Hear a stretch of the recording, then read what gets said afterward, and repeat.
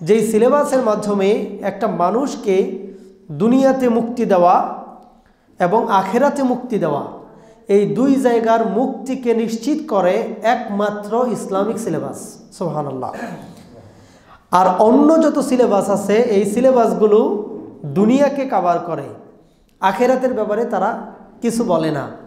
আর আপনি যদি ইসলামের প্রেসক্রিপশন মানেন, ইসলামের সাজেশন মানেন, তাহলে দুনিয়াতে যেমন মুক্তি নিশ্চিত হবে, দুনিয়াতে যেমন শান্তি নিশ্চিত হবে, দুনিয়াতে আপনার জীবন যেমন সুন্দর হবে, আখেরাতেও তেমন সুন্দর হবে ইনশাআল্লাহ।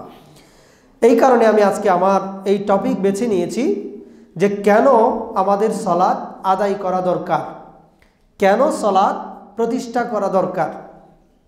আমি যদি পয়েন্ট আকারে কথাগুলো বলি যে সালাত আমাদের আদায় করা দরকার, এর 1 নম্বর পয়েন্ট হচ্ছে কারণ আমাদের মহান রব আল্লাহ সুবহানাহু ওয়া তাআলা আমাদেরকে সালাত আদায়ের জন্য আদেশ করেছেন।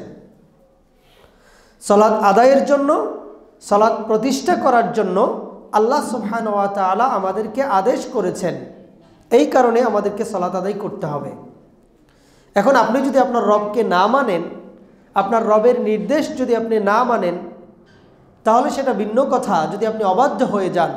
আর যদি এটা মনে করেন যে আপনি আপনার রবকে মানেন, রবের নির্দেশ পালন করতে আপনি বাধ্য, আমরা বাধ্য, তাহলে আপনাকে সালাত আদায় করতে হবে। আল্লাহ সুবহানাহু ওয়া তাআলা যেমনটি বললেন সূরা তাহার মধ্যে 20 নম্বর সূরার 132 নম্বর আয়াতে আল্লাহ সুবহানাহু ওয়া তাআলা বলছেন, ওয়া'মুর আহলাকা বিস-সালাতি, তুমি তোমার পরিবার পরিজনদেরকে সালাত আদায়ের জন্য নির্দেশ করো। ওয়াসতাবির আলাইহা, আর নিজে এটার উপর অটল থাকো, নিজে এটার উপর অবিচল থাকো, নিজেও আদায় করবে। তার মানে আপনাকে পরিবার পরিজনদেরকে সালাত আদায়ের ব্যাপারে নির্দেশ দিতে হবে, তারপরে নিজে এই সালাত আদায় করতে হবে।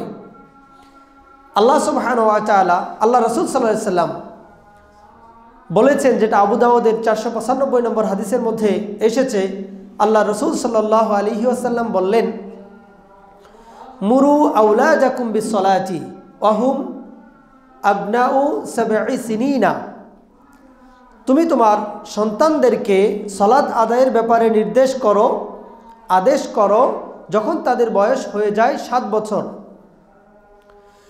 ওয়াদরিবুহু, তাদেরকে তুমি প্রহার করো। ওয়া হুম আবনাউ 10 সিনিনা, যখন তাদের বয়স হয়ে যায় 10 বছর। তার মানে পারিবারিকভাবে আপনার সালাতকে যদি আপনি প্রতিষ্ঠিত করতে চান, তাহলে আপনাকে এই স্টেপে আগাতে হবে, এই ফর্মুলাটা আপনাকে ফলো করতে হবে। আপনি যদি চান আপনার পরিবারের সকল সদস্য সালাত আদায় করুক, তাহলে প্রথম নির্দেশনা পরিবারের সদস্যদেরকে সালাত আদায়ের নির্দেশ আপনাকে দিতে হবে। পরিবারের প্রধান হিসেবে এটা আপনার দায়িত্ব যে আপনি আপনার পরিবার পরিজনদেরকে সালাত আদায়ের জন্য আদেশ দিবেন। আপনি আপনার স্ত্রীকে আদেশ দিবেন, আপনি আপনার সন্তানকে আদেশ দিবেন, আপনি আপনার ছেলেকে আদেশ দিবেন, আপনার মেয়েকে আদেশ দিবেন, সবাইকে সালাত আদায়ের নির্দেশ দিবেন। এটা পরিবারের প্রধান হিসেবে আপনার উপরে দায়িত্ব। আর বাচ্চাদেরকে সালাত আদায়ের ব্যাপারে, সন্তানদেরকে সালাত আদায়ের ব্যাপারে সরাসরি আল্লাহ রাসূল সাল্লাল্লাহু আলাইহি সাল্লাম বলেছেন যে 7 বছরে সালাত আদায় করার নির্দেশ দাও, এরপরে 10 বছরে তারা যদি সালাত আদায় না করে তাহলে তাদেরকে পেটাও। অন্য কোনো কাজের জন্য, হদ ব্যতীত অন্য কোনো কাজের জন্য সন্তানদেরকে পিটানোর নির্দেশ আল্লাহ রাসূল সাল্লাল্লাহু আলাইহি সাল্লাম দেন নাই, আল্লাহ দেন নাই। শুধুমাত্র সালাতের ব্যাপারে দিয়েছেন। আল্লাহ ও তার রাসূল সাল্লাল্লাহু আলাইহি ওয়াসাল্লাম এটা জানতেন যে সালাত যদি একজন বান্দার ঠিক হয়ে যায়, বাকি সবগুলো বিষয় অটোমেটিক ঠিক হয়ে যাবে। তাহলে 1 নম্বর কাজ হচ্ছে এটা আল্লাহ সুবহানাহু ওয়া তাআলার নির্দেশ যে পরিবারের মধ্যে সালাত প্রতিষ্ঠা করা। এরপরে আল্লাহ তাআলার নির্দেশ হচ্ছে নিজে সালাত আদায় করো, ওয়াস্তাবির আলাইহা। এই প্রশ্নটা আপনি আপনার নিজেকে করবেন, আপনি নিজে 5 ওয়াক্ত সালাত আদায়কারী কিনা, এইটা। তাহলে নিজে আগে সালাত আদায় করতে হবে, আর সন্তানদেরকে ধরে ধরে সালাতের দিকে নিয়ে আসতে হবে, স্ত্রীদেরকে উদ্বুদ্ধ করতে হবে সালাত আদায়ের ব্যাপারে। শাসন করতে হবে সালাত আদায়ের ব্যাপারে। এটা হচ্ছে 1 নম্বর পয়েন্ট, আদেশ করা। রাষ্ট্রীয়ভাবে যারা রাষ্ট্রনায়ক হবেন আল্লাহ সুবহানাহু ওয়া তাআলা তাদের ঘাড়েও এই সালাত আদায়ের দায়িত্ব দিয়েছেন। যেমন সূরা হজের মধ্যে আল্লাহ সুবহানাহু ওয়া তাআলা 41 নম্বর আয়াতে তিনি বলেছেন, আল্লাযীনা ইম্মাক্কান্নাহুম ফিল আরদি আকামুস সালাত ওয়া আতাউজ যাকাত ওয়া আমারু বিল মা'রুফি ওয়া নাহাউ আনিল মুনকার। আমি যাদেরকে রাষ্ট্র ক্ষমতাতে বসাই, আমি যাদেরকে রাষ্ট্রীয় ক্ষমতা দেই মুসলিমদের মধ্য থেকে, তাদের 1 নম্বর কাজ হচ্ছে তারা তাদের দেশের মধ্যে, তারা তাদের সমাজের মধ্যে সালাত প্রতিষ্ঠা করবে। এটা হচ্ছে রাষ্ট্রপ্রধানের 1 নম্বর দায়িত্ব। 2 নম্বর দায়িত্ব হচ্ছে যাকাত প্রতিষ্ঠা করবে। 3 নম্বর দায়িত্ব হচ্ছে সৎ কাজের আদেশ দিবে। 4 নম্বর দায়িত্ব হচ্ছে অসৎ কাজ থেকে মানুষদেরকে বিরত রাখবে। এটা হচ্ছে রাষ্ট্রনায়কের দায়িত্ব। এখানেও আমরা সহযোগিতা করতে পারি রাষ্ট্রনায়ককে। রাষ্ট্রনায়ক যদি ইসলামের পক্ষের শক্তি হন তাহলে তিনি সালাত প্রতিষ্ঠা করবেন। আর রাষ্ট্রনায়ক যদি ইসলামের পক্ষের শক্তি না হন, শুধুমাত্র দুনিয়াবি চিন্তা করেন, এমন পার্টি থেকে, এমন দল থেকে যদি রাষ্ট্রনায়ক হন, তাহলে তারা কিন্তু সালাত আদায়ের কথা বলবে না, সালাত প্রতিষ্ঠার কথা বলবে না। এই ব্যাপারে আমাদের ভূমিকা থাকতে পারে।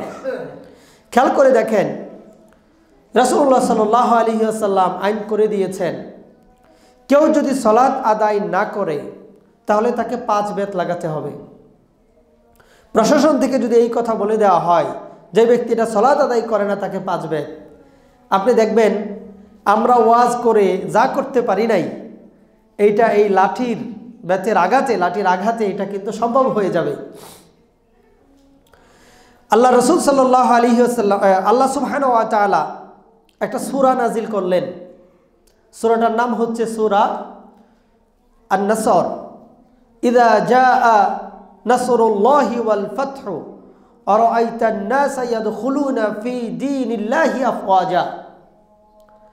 এটার অনুবাদ হচ্ছে, যখন আল্লাহর সাহায্য ও বিজয় আসবে তখন তুমি দেখবে দলে দলে লোকজন ইসলামে প্রবেশ করেছে। সুবহানাল্লাহ।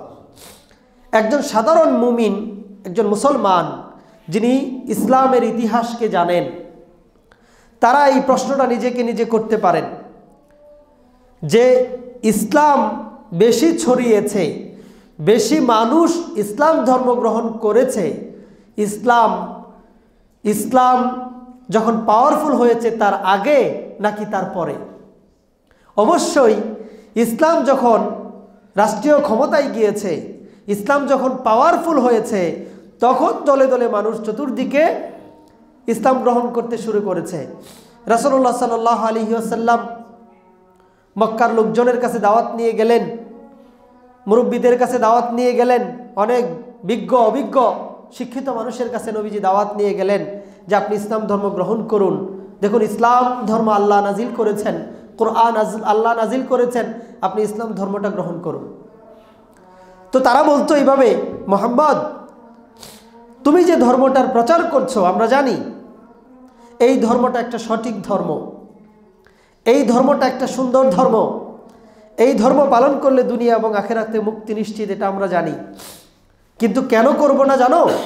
কারণ আজকে যদি আমরা ইসলাম ধর্ম গ্রহণ করি তাহলে এই যে আশেপাশের রাষ্ট্রগুলো আছে এরা কিন্তু আমাদের উপর পাকড়াও হবে। তখন কি তোমার জনশক্তি দিয়া তুমি কি মক্কা টিকায় রাখতে পারবা? তুমি তো পারবা না। তাহলে আমরা ইসলাম ধর্ম গ্রহণ করব না, তারা আমাদের উপর আক্রমণ করবে। তাদের ঈমান তো এতটা শক্তিশালী হয় নাই, এই কারণে তারা, যারা এরকম ইসলামকে সঠিক জানতো কিন্তু ঈমান আনে নাই বা ঈমানের ব্যাপারে তাদের অত জোর নাই, এই লোকগুলো এই কথাগুলো বলতো। রাসূলুল্লাহ সাল্লাল্লাহু আলাইহি সাল্লাম চুপ করে চলে আসলেন।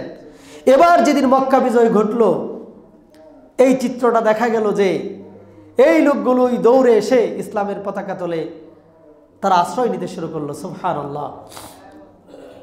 আপনি দেখেন 5 আগস্টের পরে কোনো ইসলামী দল কিন্তু ক্ষমতায় যায় নাই, কিন্তু এটা ইসলামেরই বিজয়। আলেম ওলামারা আলহামদুলিল্লাহ জেল থেকে মুক্তি পেয়েছে, তারা স্বাধীনভাবে মাঠে ময়দানে কথা বলতে পারছে ইসলামের কথাগুলোকে। এখন মানুষ ইসলাম পালন করতে বেশি স্বাচ্ছন্দ্য বোধ করে নাকি গত 15 বছর ধরে করেছিল? নিঃসন্দেহে এখন কারণ এখন মোটামুটিভাবে ধরে নেওয়া যায় যে ইসলামপন্থীদের এটা একটা সাময়িক বিজয়। আপনি যদি ইসলামকে চূড়ান্ত ক্ষমতায় দেখতে পারেন তাহলে দেখবেন আর বলে কয়ে লাগবে না, এমনিই মসজিদগুলো ভর্তি থাকবে, এমনিই মানুষ কোরআন শিখবে, এমনিই মানুষ উৎসাহিত হয়ে পর্দা করবে, এমনিই মানুষ দাঁড়িয়ে রাখবে, এমনিই মানুষ ইসলামকে প্র্যাকটিস করবে যখন ইসলাম একটা বিজয়ী শক্তি রূপে আসবে। এই কারণে আল্লাহ সুবহানাহু ওয়া তাআলা রাষ্ট্রনায়কদেরকে এই দায়িত্ব দিয়েছেন। রাষ্ট্রনায়ক মানে যেন তেন রাষ্ট্রনায়ক কিন্তু সালাত প্রতিষ্ঠার কথা বলবে না, যাকাত আদায়ের কথা বলবে না, সৎ কাজের আদেশ দিবে না। যারা নিজেরাই অসৎ তারা কিভাবে সৎ কাজের আদেশ দিবে? যারা নিজেরাই অসৎ তারা কিভাবে মানুষদেরকে অসৎ কাজ থেকে বিরত রাখবে? এটা হবে না। এই কারণে এখানে আল্লাহ সুবহানাহু ওয়া তাআলা ইঙ্গিত দিয়েছেন একজন ইসলামী রাষ্ট্রনায়ক, যে রাষ্ট্রনায়ক সালাত প্রতিষ্ঠার কাজে অংশগ্রহণ করবে, সালাত আদায়ের জন্য নির্দেশ দেবে। তাহলে এক নাম্বার বিষয় হচ্ছে আল্লাহ সুবহানাহু ওয়া তাআলার নির্দেশ হচ্ছে আমরা যেন পারিবারিকভাবে, আমরা যেন সামাজিকভাবে, আমরা যেন রাষ্ট্রীয়ভাবে সালাতকে প্রতিষ্ঠা করি। এটা আল্লাহ সুবহানাহু ওয়া তাআলার নির্দেশ। অতএব প্রত্যেকটা ইমানদার, প্রত্যেকটা মুসলমানের এটা হচ্ছে তার ঈমানি দায়িত্ব যে ওই ব্যক্তিটা সালাত প্রতিষ্ঠার কাজে অংশগ্রহণ করবে। পারিবারিকভাবে, সামাজিকভাবে এবং রাষ্ট্রীয়ভাবে তারা দাওয়াত দিবে এবং রাষ্ট্রনায়ক এসে লাঠিচার্জ করে প্রত্যেকটা মুসলমানকে সালাত আদায়কারী বানাবে। এটা এক নম্বর পয়েন্ট। দুই নম্বর পয়েন্ট, আপনার ঈমানকে যদি আপনি ঝুঁকিমুক্ত রাখতে চান তাহলে আপনাকে সালাত আদায় করতে হবে। যারা এই কথা বলেন সালাত আদায় না করলেও ঈমান ঠিক আছে, নামাজ না পড়লেও ঈমান ঠিক আছে, এদের ঈমান নাই। কেউ হয়তো বলতে পারে যে আমি তো অপারগ, সালাতগুলো আদায় করতে পারছি না, কিন্তু সালাতের প্রতি আমার পূর্ণ আস্থা আছে যে 5 ওয়াক্ত সালাত আদায় করা দরকার। তার ঈমান থাকতেও পারে। কিন্তু যে ব্যক্তি বলতেছে যে আমার সালাত আদায় না করলেও ঈমান ঠিক আছে, ওই ব্যক্তির ঈমান নাই। যে ব্যক্তি বলতেছে যে সালাত লাগে না, আল্লাহর সান্নিধ্য পাওয়া গেলে, এরকম আল্লাহর ওলিরা কিছু বসে আছে আর কি, নাউজুবিল্লাহ, ভণ্ড কিছু পীর এরকম বসে আছে যারা বলে যে একটা নামাজ একটা রোজা আদমের করিলেই সারে, তালাশ করো তারে রে মন, তালাশ করো তারে। এই যে একটা নামাজ একটা রোজা পড়লেই যে যারা পার পেয়ে যাবে বলতেছে, তাহলে রাসূলুল্লাহ সাল্লাল্লাহু আলাইহি ওয়াসাল্লাম কেন মরার আগ পর্যন্ত তিনি বললেন, ইন্তেকালের আগ পর্যন্ত বললেন আস-সালাত আস-সালাত ওয়া মা মালাকাত আইমানুকুম। রাসূলুল্লাহ সাল্লাল্লাহু আলাইহি ওয়াসাল্লাম ইন্তেকাল পর্যন্ত তিনি বলেছেন আস-সালাত আস-সালাত, হে আমার উম্মতেরা নামাজ নামাজ নামাজ নামাজ আদায় করতে হবে। তো যারা বলে যে আমরা পীরের মুরিদ হয়ে গেলে আর নামাজ লাগে না, এরা কিন্তু কাফের। যারা বলে যে নামাজ না পড়লেও ঈমান ঠিক আছে, এই লোক কিন্তু কাফের। আর যারা সালাত আদায় করে না কিন্তু সালাতের ব্যাপারে তার পূর্ণ সমর্থন আছে, এই লোকটার ঈমান আছে কিনা এটা নিয়ে ইখতিলাফ আছে স্কলারদের মধ্যে, থাকতেও পারে নাও থাকতে পারে। তো ঈমানকে যদি আপনি ঝুঁকি থেকে রক্ষা করতে চান তাহলে 5 ওয়াক্ত সালাত আপনাকে আদায় করতেই হবে। দেখেন একটা বিষয় খেয়াল করে দেখেন, আল্লাহ রাসূল সাল্লাল্লাহু আলাইহি ওয়াসাল্লাম অনেক হাদিসের মধ্যে তিনি এই কথাগুলো বলেছেন। যেমন সহিহ মুসলিমের মধ্যে 148 এবং 149 নম্বর হাদিসে বলেছেন, ইন্না বাইনাল আবদি ওয়াল কুফরি ওয়াশ শিরকি তারকাস সালাত, নিশ্চয়ই বান্দা, কুফর এবং শিরক এর মধ্যে পার্থক্যই হচ্ছে সালাত। সালাত যে ব্যক্তিটা আদায় করলো এই ব্যক্তিটা আল্লাহর বান্দা, আর যে ব্যক্তিটা সালাত আদায় করলো না সে কুফরির মধ্যে পড়ে গেল, সে শিরকের মধ্যে পড়ে গেল। নাউজুবিল্লাহ, আল্লাহ আমাদেরকে হেফাজত করুন। নাসাইর মধ্যে হাদিস এসেছে, সুনান নাসাইতে সালাত অধ্যায়ে হাদিস এসেছে, আল্লাহ রাসূল সাল্লাল্লাহু আলাইহি ওয়াসাল্লাম বললেন, যেই ব্যক্তিটা কিয়ামতের মাঠে একজন মুসলিম হিসেবে আল্লাহর সাথে দেখা করতে চায়, মান সাররাহু আইয়ালকা আল্লাহ আযজা ওয়া জাল্লা গাদান মুসলিমান, কিয়ামতের মাঠে যেই ব্যক্তিটা একজন মুসলমান হিসেবে আল্লাহর সাথে সাক্ষাৎ করতে চায় যে আল্লাহ আমি একজন মুসলমান, এই পরিচয়ে যে ব্যক্তিটা আল্লাহর সাথে দেখা করতে চায় কিয়ামতের মাঠে, ওই ব্যক্তিটা যেন 5 ওয়াক্ত সালাত আদায় করে যেখান থেকে আজান হয় সেখানে গিয়ে। তার মানে আপনার পরিচয় যদি এখন তো গরু খেলে মুসলমান হয়ে যায়, সপ্তাহে জুমাবারে সালাতে অংশগ্রহণ করলে মুসলমান হয়ে যায়, নামটা মুসলমানের রাখলে মুসলমান হয়ে যায়, কিন্তু কিয়ামতের মাঠে আপনি যদি মুসলমান হিসেবে আল্লাহর সামনে দাঁড়াতে চান তাহলে আপনাকে 5 ওয়াক্ত সালাত আদায় করতেই হবে। এটা নবীজি সাল্লাল্লাহু আলাইহি সাল্লাম বললেন। আল্লাহ রাসূল সাল্লাল্লাহু আলাইহি ওয়াসাল্লাম একজন ব্যক্তিকে বললেন, এটাও নাসাইর মধ্যে এসেছে, আল্লাহ রাসূল সাল্লাল্লাহু আলাইহি ওয়াসাল্লাম মসজিদ থেকে বের হয়ে দেখলেন যে এক যুবক সালাত তাদের সাথে আদায় করেন নাই। তিনি জিজ্ঞেস করলেন, মা মানাকা আন তুসাল্লি, কোন জিনিসটা তোমাকে সালাত আদায় থেকে বিরত রাখলো? আলাস্তা বিরাজুলিন মুসলিমিন, তুমি কি মুসলমান নও? কেন তুমি আমাদের সাথে সালাত আদায় করনি? চিন্তা করেন, কলিজায় লাগার মতো কথা। কেন তুমি সালাত আদায় করনি? তুমি কি মুসলমান নও? আজকে আপনি দেখবেন কত মুসলমান যুবকেরা, কত মুসলমান যুবতীরা মসজিদে আজান হয়ে গেল, তারা খেলাধুলা নিয়ে ব্যস্ত, তারা নাটক সিনেমা মুভি নিয়ে ব্যস্ত, তারা ব্যবসা বাণিজ্য নিয়ে ব্যস্ত। রাসূলুল্লাহ সাল্লাল্লাহু আলাইহি ওয়াসাল্লাম তো এই যুবকদেরকেই প্রশ্ন করেছেন, আলাস্তা বিরাজুলিন মুসলিমিন, তুমি কি মুসলমান নও? তুমি কি মুসলমান নও? তুমি কেন সালাত আদায় করনি? খেয়াল করে দেখেন সাহাবায়ে কেরাম তারা বলেছেন, তাদের থেকে একটা হাদিস বর্ণিত হয়েছে তিরমিজিতে 2622 নম্বর হাদিস, কানা আসহাবু মুহাম্মাদিন সাল্লাল্লাহু আলাইহি ওয়াসাল্লাম লা ইয়ারাউনা শাইআম মিনাল আ'মালি তারকু কুফরুন গায়রা সালাত।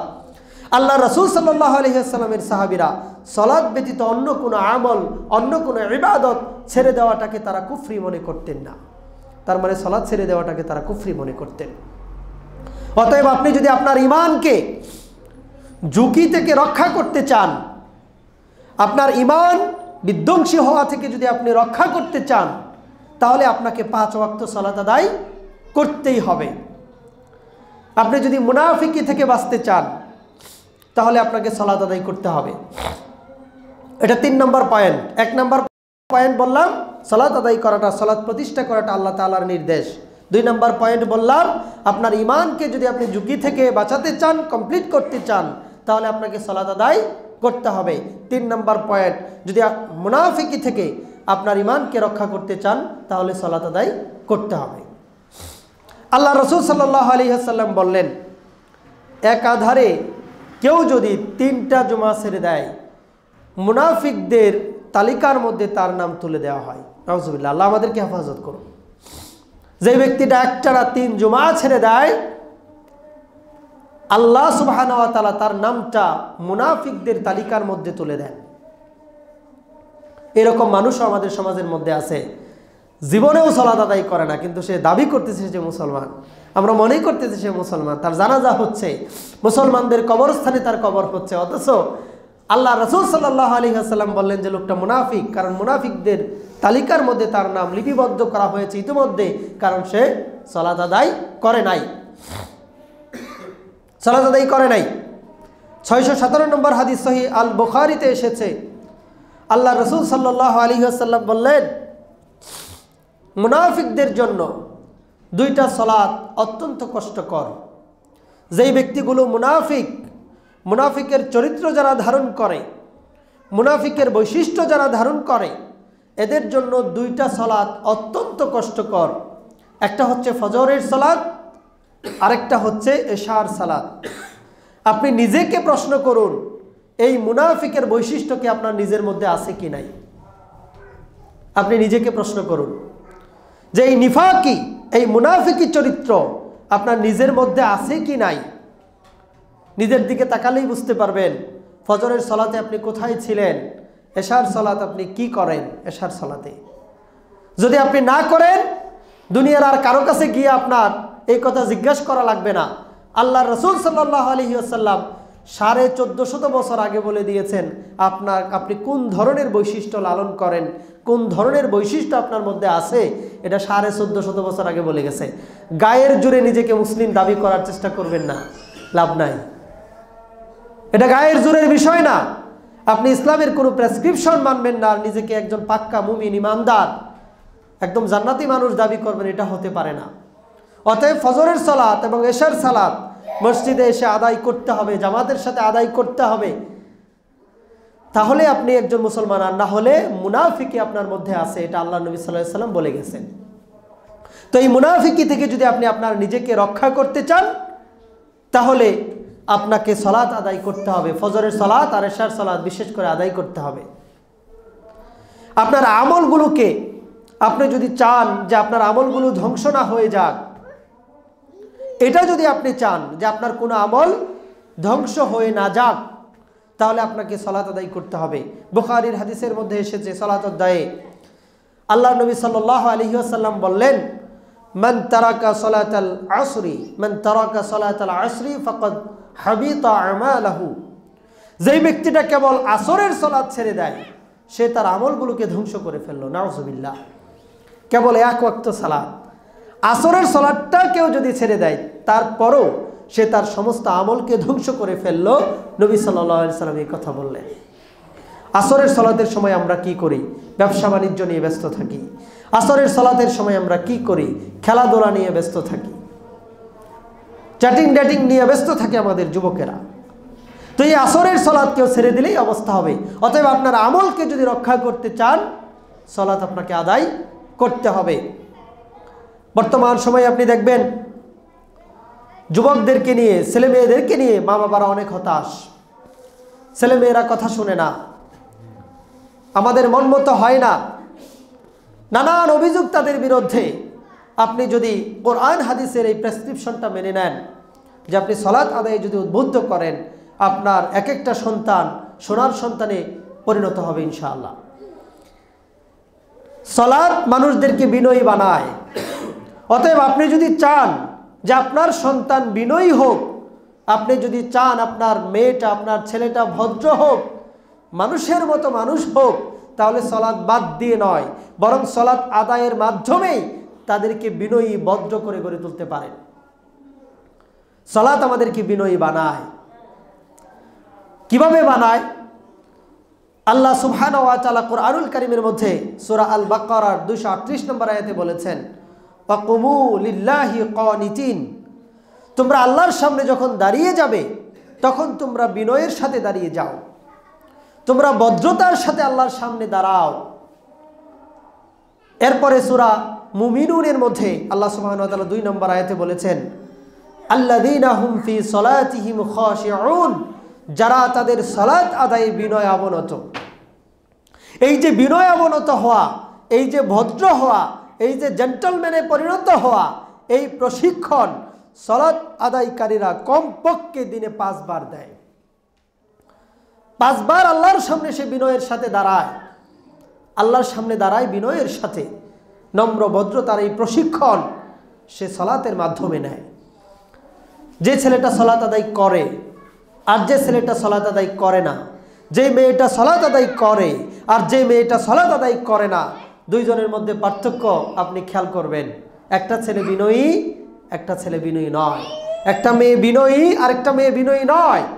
সালাত ছাড়া পৃথিবীতে এমন কোনো আমল নাই যে আমলটা আপনাকে বিনয়ী করতে পারে, ভদ্র করতে পারে। এটাই আমল যেটা আপনাকে বিনয়ী করবে, আপনার সন্তানকে বিনয়ী করবে। অতএব আপনি যদি চান যে আপনার সন্তান বিনয়ী হোক, আপনি নিজে ভদ্র হন, বিনয়ী হন, তাহলে আপনাকে 5 ওয়াক্ত সালাত আদায় করতে হবে। এরপরে আপনি যদি চান আপনার জীবন সুশৃঙ্খল হোক, পাংচুয়ালিটি, সময়ানুবর্তিতা আপনি যদি মেনটেন করতে চান, সময় যদি মেনটেন করতে চান, তাহলে সালাত আদায় করা দরকার। এই দুইটা বিষয় আপনি দেখেন কিভাবে সালাত আমাদেরকে ডিসিপ্লিন শেখায়, কিভাবে সালাত আমাদেরকে শৃঙ্খলা শেখায়। সালাতের মধ্যে এমন কোনো কাজ নাই যেটা আপনি ইমামের আগে করে ফেলতে পারবেন। আল্লাহ সুবহানাহু ওয়া তাআলা বলছেন, আল্লাহ রাসূল সাল্লাল্লাহু আলাইহি ওয়াসাল্লাম বলছেন, 734 নম্বর হাদিসে এসেছে বুখারীতে, ইন্নামা জুইলাল ইমামু লিউতাম্মা বিহি। নিশ্চয় তোমাদের ইমামকে বানানো হয়েছে তার আনুগত্য করার জন্য। ফাইদা কাব্বারা ফাকাব্বিরু। যখন তিনি তাকবীর দেন, তোমরা তখন তাকবীর দিবে। যখন তিনি ওয়াইদা রাকাআ ফারকাউ, যখন তিনি রুকুতে যান, তখন তোমরা রুকুতে যাবে। যখন তিনি রুকু থেকে মাথা তুলেন, সামি আল্লাহু লিমান হামিদা বলেন, তখন তোমরা বলবে রব্বানা ওয়ালাকাল হামদ। যখন ইমাম সেজদা করবে তখন তোমরা সেজদা করবে। ইমাম যদি দাঁড়িয়ে সালাত আদায় করে তোমরা দাঁড়িয়ে সালাত আদায় করবে। ইমাম যদি বসে সালাত আদায় করে তোমরা বসে সালাত আদায় করবে। এর কোনো একটা কাজের যদি ব্যত্যয় ঘটে, কেউ যদি ইমামের থেকে বেশি বুঝে, তাহলে কিন্তু তার সালাত হবে না। আপনি খেয়াল করে দেখেন, আমরা যখন স্টেপ বাই স্টেপ, ধাপে ধাপে প্রত্যেকটা জায়গায় আমরা যখন ইমাম সাহেবকে ফলো করছি, আপনি কম করে হলেও প্রত্যেক দিন যারা 5 ওয়াক্ত সালাত আদায় করে অন্তত 1 থেকে 1.5 ঘন্টা সময় আমরা ইমামকে এভাবে ফলো করার মাধ্যমে আমরা প্রশিক্ষিত হই, আমরা প্রশিক্ষণ দেই যে আমরা আমাদের নেতার আনুগত্য করি, আমরা আমাদের ইমামের আনুগত্য করি। অতএব এভাবে করে আমরা আমাদের জীবনকে সুশৃঙ্খল করি, একটা নিয়মের মধ্যে নিয়ে আসি। দেখা যায় অনেক যুবকেরা অশৃঙ্খল, সুশৃঙ্খলা কি বুঝে না, তাকে আপনি হাতে ধরে সালাতের মধ্যে নিয়ে আসেন, আপনি দেখেন তাকে আর নতুন করে কোনো শৃঙ্খলা শেখাতে হবে না, আর নতুন করে কোনো শৃঙ্খলা শেখাতে হবে না। টুটা কোনো শব্দ নাই। কত লক্ষ লক্ষ মানুষের জামায়াত হয় কাবাগরকে ঘিরে হজের মৌসুমগুলোতে, আপনি কোনো টুটা কোনো দেখবেন না। আপনি দেখবেন না কোনো একজন মুসল্লি ইমামের আগে সেজদা করে ফেলেছে, রুকু করে ফেলেছে, ইমামের আগে সালাত শেষ করে বের হয়ে গেছে, এমন একজন কেউ আপনি দেখবেন না। লক্ষ লক্ষ মুসলমানদের প্রশিক্ষণ হচ্ছে একটা জায়গায়, কোটি কোটি মুসলমানদের প্রশিক্ষণ হচ্ছে গোটা পৃথিবীতে। এই শৃঙ্খলার প্রশিক্ষণ মুসলমানেরা দিয়ে থাকে। অতএব আপনি যদি চান আপনার পরিবারের সদস্যগুলো এরকম সুশৃঙ্খল হোক, তারা শৃঙ্খলা শিখুক, তাহলে তাকে হাত ধরে এনে সালাতের মধ্যে অন্তর্ভুক্ত করে দিন। দেখবেন যে অটোমেটিক্যালি তারা শৃঙ্খলা কি শিখে যাবে। পাংচুয়াল হওয়া, সময়ানুবর্তিতা শিখা, এটা সালাতের থেকে উত্তমভাবে আর কোনো ইবাদত আপনাকে শেখাতে পারবে না, আর দুনিয়ার কোনো ধমক আপনাকে শেখাতে পারবে না। যেভাবে সালাত আদায় করলে একজন সালাত আদায়কারী তার টাইমগুলোকে মেনটেন করতে পারে, আল্লাহ সুবহানাহু ওয়া তাআলা এমনভাবে এত সুন্দরভাবে টাইমটাকে সেট আপ করলেন। ভোরবেলায় আপনি সালাতে দাঁড়িয়ে গেলেন, খেয়াল করেন বুখারীর হাদিসের মধ্যে আসছে, একটা মানুষ যখন ঘুমাতে যায় শয়তান তার মাথার মধ্যে 3টা গিট দেয়, 3টা গিরা দেয় শয়তান। আল্লাহ নবী সাল্লাল্লাহু আলাইহি ওয়াসাল্লাম বললেন, এই লোকটা যখন আজানের শব্দ শুনে, সাউন্ড শুনে, যখন সে ঘুম থেকে জেগে ওঠে আল্লাহর জিকিরগুলো পাঠ করে, তখন একটা গিট খুলে যায়। আর যখন সে অজু করে তখন তার 2টা গিট খুলে যায়। যখন সে সালাত আদায় করে তখন তার 3টা গিট খুলে যায়। সুবহানাল্লাহ। আর এভাবে করে শয়তান তার উপরে হতাশ হয়ে পড়ে যে এর সাথে আমার আর কোনো কাজ নাই, আমি আর এর সাথে পারবো না। আর সে আলস্যকে ত্যাগ করে অ্যাক্টিভনেসের মাধ্যমে একজন কর্মঠ মানুষ হিসেবে সে তার জীবনকে শুরু করে। সুবহানাল্লাহ। আর যেই ব্যক্তিটা এই 3টা কাজের কোনো একটা করলো না, সে আল্লাহর জিকির পড়লো না সজাগ হওয়ার সাথে সাথে, সে ওযু করলো না, সে সালাত আদায় করলো না, সে আলস্য ভরে তার জীবনটাকে শুরু করে, সে চির অলস, তাকে দিয়ে আর কিছু হবে না, যাতে আর কোনো উপকার থেকে আশা করে লাভ নেই। তাহলে আপনি খেয়াল করে দেখেন, যেই ব্যক্তিটা সালাত আদায় করে সে কিন্তু অ্যাক্টিভ হতে বাধ্য, সে কিন্তু তার সময়ানুবর্তিতা শিখতে বাধ্য হবে এই সালাত আদায়ের মাধ্যমে।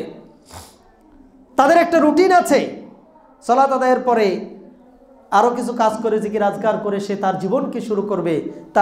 তার সময়ের যে লেন্থ, যে দীর্ঘতা, যে দৈর্ঘ্যতার দিনের, আর যে যার জীবনের মধ্যে কোনো ডিসিপ্লিন নাই, সালাত আদায় করে না, কয়টায় ঘুমাইতে গেল কোনো হিসাব নাই, কয়টায় ঘুম থেকে উঠলো কোনো হিসাব নাই, এই লোকগুলো কখনো পাংচুয়াল হতে পারে না, সময় সম্পর্কে তাদের কোনো জ্ঞান নাই। অতএব একজন মুসল্লি যে নিয়মিত 5 ওয়াক্ত সালাত আদায় করে সে চাইলে এইভাবে সময় অনুবর্তী হতে পারে। সে তার সময়টাকে, আমরা অনেক সময় অনেকেই চিন্তা করে যে আমি কাজের ফাঁকে ফাঁকে সালাত আদায় করে নেব। না না না, আপনি সালাতের ফাঁকে ফাঁকে কাজের টাইমটা সেট করুন। আপনি ফজরের পরে কি কাজ করবেন এটা ঠিক করুন, আপনি জোহরের পরে কি কাজ করবেন এটা ঠিক করুন, আপনি আসরের পরে কি কাজ করবেন এটা ঠিক করুন, আপনি এশার আগে পরে কি কাজ করবেন এটা ঠিক করুন। এভাবে আপনার টাইমটাকে ঠিক করুন। আপনি সালাতকে অগ্রাধিকার দিতে হবে, কাজ আগে না, সালাত আগে। এভাবে করে আপনি টাইমটাকে ঠিক করে নেন, সেট করে নেন। এভাবে আপনি সময়ানুবর্তী হতে পারেন যদি আপনি সালাত আদায় করেন। তাহলে কেউ যদি সময়ানুবর্তী হতে চায় তাহলে তাকে সালাত আদায় করতে হবে। কেউ যদি অশ্লীলতা থেকে, খারাপ কাজ থেকে বিরত থাকতে চায় তাহলে তাকে সালাত আদায় করতে হবে। আজকে আমাদের যুব সমাজ আপনি দেখেন যে অশ্লীলতার রুশানলে তারা পড়েছে, অশ্লীলতার এই জাতাকলে তারা পিষ্ট হয়ে তারা তাদের জীবনকে বিসর্জন দিয়ে দিচ্ছে। তাদের জীবন যৌবন এগুলো কোন দিকে যাচ্ছে কেউ জানে না, জীবনের কোনো উদ্দেশ্য নাই, দিশেহারা যুবক। এই যুবকগুলোকে আপনি যদি ধরে ধরে ভালো মানুষে পরিণত করতে চান তাহলে তাকে সালাত আদায়ের জন্য উদ্বুদ্ধ করুন। আল্লাহ সুবহানাহু ওয়া তাআলা বলেছেন সূরা আনকাবুতের মধ্যে ৪৫ নম্বর আয়াতে এটা উল্লেখ করা হয়েছে, ইন্নাস সালাতা তানহা আনিল ফাহশাই ওয়াল মুনকার। সুবহানাল্লাহ, আল্লাহ বলেছেন নিশ্চয়ই সালাত অশ্লীল ও খারাপ কাজ থেকে বিরত রাখে। সুবহানাল্লাহ, অশ্লীল ও খারাপ কাজ থেকে বিরত রাখে সালাত। আপনি তাকে ধরে নিয়ে আসুন, মসজিদে ঢুকায়া দেন, নামাজের সাথে সালাতের সাথে সম্পর্ক তৈরি করে দেন। অশ্লীলতার জন্য আলাদা কোনো বয়ান করতে হবে না। আমরা জানি মুসল্লিরা হয়তো ব্যতিক্রম কারো ক্ষেত্রে ঘটতে পারে, শয়তান হয়তো ধরে ফেলতে পারে, কিন্তু অধিকাংশ মুসল্লিরাই যে অশ্লীলতা থেকে বিরত এই ব্যাপারে কোনো সন্দেহ নাই। অধিকাংশ মুসল্লিরাই যে অসাধু ব্যবসা থেকে বিরত এই ব্যাপারে কোনো সন্দেহ নাই। দু একটা হয়তো ব্যতিক্রম ঘটতে পারে, শয়তান এখনো তার পিছু ছাড়ে নাই, কিন্তু সালাত আদায় করলে একটা মানুষ ভালো হতে বাধ্য, এছাড়া আর কোনো বিকল্প রাস্তা নাই। অতএব আপনি যদি চান এই যুব সমাজটাকে অশ্লীলতা, বেহায়াপনা, বেলাল্লাপনা থেকে রক্ষা করতে চান তাহলে আপনাকে সালাত আদায় করতে হবে, সালাত সামাজিকভাবে প্রতিষ্ঠা করতে হবে। সর্বশেষ একটা পয়েন্ট বলে আমি শেষ করতে চাই, আপনি যদি আল্লাহ সুবহানাহু ওয়া তাআলার নৈকট্য লাভ করতে চান, জান্নাতে যদি আপনি রাসূলুল্লাহ সাল্লাল্লাহু আলাইহি ওয়াসাল্লামের কাছাকাছি থাকতে চান, আপনার কলিজাটাকে যদি আপনি ঠান্ডা রাখতে চান তাহলে আপনার জন্যই হচ্ছে সালাত। অনেক হতাশ যুবক, যাওয়ার জায়গা নাই, ক্যারিয়ার নাই, মা বাবা বকা দেয়, সমাজের মানুষ তাকে গ্রহণ করে না। আপনি চাইলে আল্লাহ সুবহানাহু ওয়া তাআলাকে দুইটা সেজদা করে আপনার কলিজাটাকে ঠান্ডা করতে পারেন। আলা বিযিকরিল্লাহি তাতমাইন্নুল কুলুব, জেনে রাখো আল্লাহর জিকিরে অশান্ত আত্মা প্রশান্ত হয়ে যায়। সুবহানাল্লাহ, আল্লাহর জিকিরে আর কোনো কিছু নাই। অনেকের ঘুমের বড়ি খাওয়াও ঘুম হয় না, কত টেনশন, কত মানসিক প্রেশার তার, কিন্তু আপনি যদি আপনার এই দুঃখ দুর্দশাগ্রস্ত কলিজাটাকে ঠান্ডা করতে চান, আল্লাহর জিকিরের কোনো বিকল্প নাই। আর আল্লাহর জিকির, উত্তম জিকির হচ্ছে সালাত আদায় করা। আকিমিস সালাতা লিযিকরি, সূরা তহার মধ্যে 14 নম্বর আয়াতে আল্লাহ বলেছেন যে তোমরা আল্লাহর জিকিরের জন্য সালাত আদায় করো। আপনার কলিজার মধ্যে অনেক দুঃখ, হৃদয় পোড়ার গন্ধে মানুষ আশেপাশে যেতে পারতেছে না, আপনি সালাত আদায় করুন, আপনার কলিজা ঠান্ডা হয়ে যাবে ইনশাআল্লাহ। যত দুঃখ আছে, যত বেদনা আছে আপনি আল্লাহর কাছে বলুন। রাবিহা বিন মালিক অথবা আসছে রাবিহা বিন কাব আসলামি রাদিয়াল্লাহু তাআলা আনহু রাসূলুল্লাহ সাল্লাল্লাহু আলাইহি ওয়াসাল্লামের খেদমতে গেলেন, গেলেন আল্লাহ রাসূল সাল্লাল্লাহু আলাইহি ওয়াসাল্লাম বলতেছেন সালনি, রাবিহা তুমি আমার কাছে চাও। এটা বুলুগুল মারামের মধ্যে আসছে 315 নম্বর হাদিস, সহিহ মুসলিমের 1336 নম্বর হাদিস। বলতেছে তুমি আমার কাছে চাও। আল্লাহ রাসূল সাল্লাল্লাহু আলাইহি ওয়াসাল্লাম তাকে অফার করলেন। তিনি বললেন ইয়া রাসূলুল্লাহ সাল্লাল্লাহু আলাইহি ওয়াসাল্লাম, আমি আপনার কাছে কিছুই চাই না, শুধু জান্নাতের মধ্যে আপনার সাথে থাকতে চাই। সুবহানাল্লাহ, একটা লোক জান্নাতের মধ্যে মুহাম্মদ সাল্লাল্লাহু আলাইহি ওয়াসাল্লামের সাথে থাকবেন, এর থেকে আর বেশি তার কি দরকার? আল্লাহ রাসূল সাল্লাল্লাহু আলাইহি ওয়াসাল্লাম বললেন তুমি কি আরও কিছু চাও? বলছে না, আমি আর কিছু চাই না, শুধু জান্নাতের মধ্যে আমি আপনার সাথে থাকতে চাই। বলছে তাহলে তুমি আমাকে সাহায্য করো বেশি বেশি করে সাজদা করার মাধ্যমে। সুবহানাল্লাহ, বেশি বেশি করে সাজদা করো, তাহলে তুমি জান্নাতে আমার সাথে থাকতে পারবা। আল্লাহকে বলে বোঝানোটা সহজ হবে আমার জন্য যে এই বান্দা তোমাকে সাজদা করেছে। দেখেন, যারা আল্লাহকে সাজদা করে, আল্লাহ রাসূল সাল্লাল্লাহু আলাইহি ওয়াসাল্লাম বলেছেন, সহিহ মুসলিমের 970 নম্বর হাদিসের মধ্যে এসেছে, আকরাবু মা ইয়াকুনুল আবদু মির রাব্বিহি ওয়া হুয়া সাজিদুন, একজন বান্দা যখন আল্লাহকে সিজদা করে, আল্লাহ তখন তার সব থেকে নিকটে চলে আসে। সুবহানাল্লাহ। যেই ব্যক্তিটা যত বেশি সিজদা করবে, যত বেশি সময় ধরে সে সিজদা করবে, তত বেশি সে আল্লাহ সুবহানাহু ওয়া তাআলার নিকটে থাকবে। সুবহানাল্লাহ। যে ব্যক্তিটা দুনিয়াতে আল্লাহর নৈকট্যে থাকবে, নিকটে থাকবে, নিঃসন্দেহে এই ব্যক্তিটা আখিরাতেও আল্লাহ সুবহানাহু ওয়া তাআলার নিকটে থাকবে। তার জন্য জান্নাতে মুহাম্মদ সাল্লাল্লাহু আলাইহি সাল্লামের সাহচর্য লাভ করাটা অনেক বেশি সহজ হবে। আর এই যে বেশি বেশি করে সিজদা করার যে সুযোগ, এইটাও কিন্তু সালাত আপনাকে তৈরি করে দেয়। দোয়া কবুলের একটা উত্তম জায়গা হচ্ছে সালাত। কেউ যদি চান যে আপনার দোয়াটা কবুল হোক, আপনি সিজদা করেন। কারণ আল্লাহ সুবহানাহু ওয়া তাআলা স্পেশালি কমপক্ষে 2টি আয়াতে কোরআনুল কারীমে বলেছেন। সূরা আল বাকারার 152 নম্বর আয়াতে আল্লাহ সুবহানাহু ওয়া তাআলা বলেছেন, ইয়া আইয়ুহাল্লাযীনা আমানুস্তাঈনু বিস-সাবরি ওয়াস-সালাহ। হে ঈমানদারেরা, তোমরা আল্লাহ তাআলার কাছে সাহায্য প্রার্থনা করো ধৈর্য এবং সালাতের মাধ্যমে। সুবহানাল্লাহ। ধৈর্য এবং সালাতের মাধ্যমে তোমরা আল্লাহর কাছে সাহায্য প্রার্থনা করো। এখন আপনি যদি আল্লাহর সাহায্য চান, আপনি যদি চান আল্লাহ আপনার দোয়া কবুল করুন অতি তাড়াতাড়ি, তাহলে সালাতের মধ্যে গিয়ে, সাজদার মধ্যে গিয়ে আল্লাহ সুবহানাহু ওয়া তাআলার কাছে প্রার্থনা করুন। আল্লাহ সুবহানাহু ওয়া তাআলার কাছে চান। বাংলায় চাওয়া যায়, নফল সালাতগুলোতে, সুন্নত সালাতগুলোতে বাংলায় চাওয়া যায় আল্লাহর কাছে। আপনি আরবি পারেন না, বাংলায় চান, কোনো অসুবিধা নাই ইনশাআল্লাহ। তারপরে সালাতের মাধ্যমে, সেজদার মাধ্যমে গিয়ে আল্লাহর কাছে চাইলে আপনি যতটা উপকৃত হবেন, সাধারণভাবে অতটা উপকৃত হবেন না। অতএব কেউ যদি চায় যে তার দোয়াটা আল্লাহর কাছে কবুল হোক অতি তাড়াতাড়ি, তাহলে সে যেন সালাত আদায় করে। আমি আজকে 10টা পয়েন্টের মতো আপনাদেরকে বললাম যে কেন সালাত আদায় করা আমাদের দরকার। আল্লাহ সুবহানাহু ওয়া তাআলা এই প্রত্যেকটা পয়েন্টকে সামনে রেখে আমরা যেন সালাত আদায়কারী হতে পারি। শুধু সালাত আদায়কারী নয়, আমরা যেন আমাদের পরিবারে, আমাদের সমাজে এবং রাষ্ট্রে সালাত প্রতিষ্ঠাকারী হতে পারি, সেই তৌফিক আল্লাহ সুবহানাহু ওয়া তাআলা আমাদেরকে দান করুন। আল্লাহুম্মা আমিন।